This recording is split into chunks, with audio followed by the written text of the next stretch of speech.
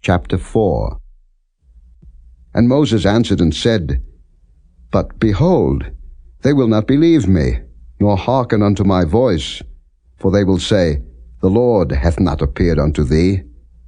And the Lord said unto him, What is that in thine hand? And he said, A rod. And he said, Cast it on the ground. And he cast it on the ground, and it became a serpent.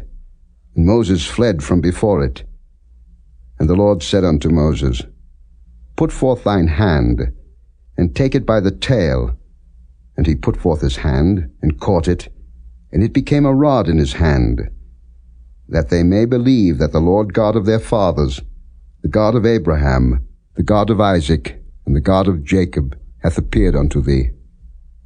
And the Lord said furthermore unto him, Put now thine hand into thy bosom.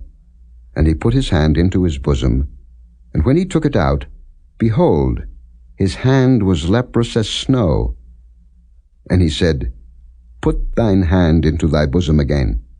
And he put his hand into his bosom again, and plucked it out of his bosom, and behold, it was turned again as his other flesh.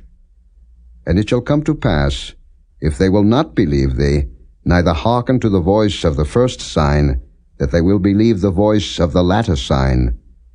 And it shall come to pass, if they will not believe also these two signs, neither hearken unto thy voice, that thou shalt take of the water of the river, and pour it upon the dry land, and the water which thou takest out of the river shall become blood upon the dry land.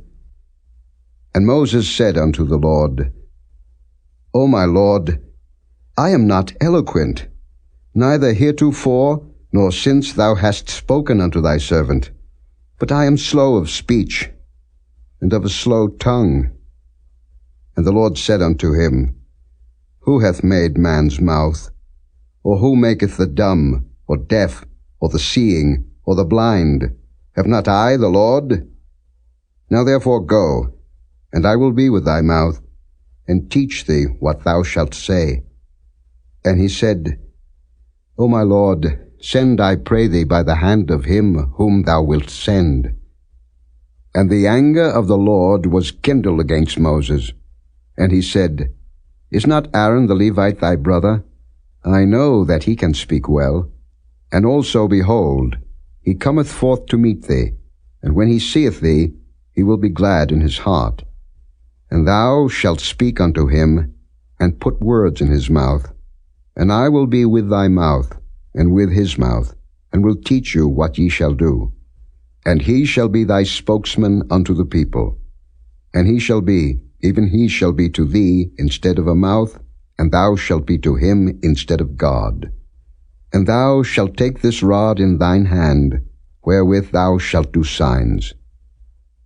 And Moses went and returned to Jethro his father-in-law, and said unto him, Let me go, I pray thee, and return unto my brethren which are in Egypt, and see whether they be yet alive. And Jethro said to Moses, Go in peace. And the Lord said unto Moses in Midian, Go, return into Egypt, for all the men are dead which sought thy life.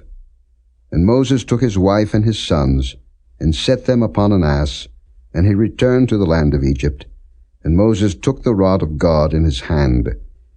And the Lord said unto Moses, When thou goest to return into Egypt, see that thou do all those wonders before Pharaoh, which I have put in thine hand. But I will harden his heart, that he shall not let the people go. And thou shalt say unto Pharaoh, Thus saith the Lord, Israel is my son, even my firstborn. And I say unto thee, Let my son go, that he may serve me. And if thou refuse to let him go, behold, I will slay thy son, even thy firstborn. And it came to pass by the way in the inn, that the Lord met him, and sought to kill him. Then Zipporah took a sharp stone, and cut off the foreskin of her son, and cast it at his feet, and said, Surely a bloody husband art thou to me. So he let him go. Then she said, A bloody husband thou art, because of the circumcision. And the Lord said to Aaron, Go into the wilderness to meet Moses.